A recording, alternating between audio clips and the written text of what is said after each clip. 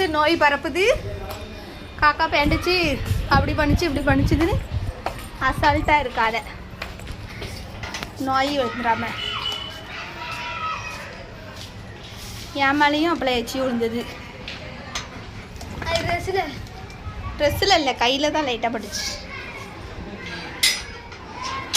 உன் மேலேயும் விழுந்ததில்ல, போய் குளிச்சு. நேற்று நியூஸ் பார்த்தல,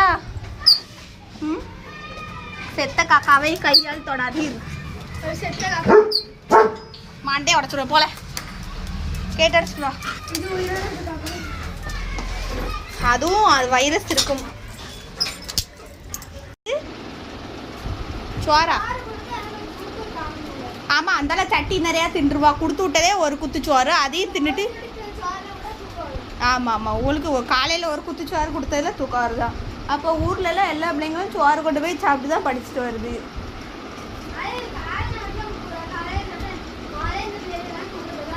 ஆமாம்,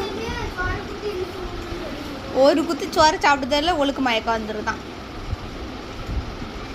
இன்றைக்கி தான் சோறே கொடுத்து விட்ருக்கேன். அன்றைக்கி ஒரு நாள் கொடுத்தது. அதுக்கப்புறம் சோறே ஒரு நாளும் கொடுக்க மாட்டோம். காலையில் ஸ்கூல் போகிறதுக்கு எல்லா நேரம் டிஃபன் தான் அந்த அம்மா கொண்டு போவாங்க.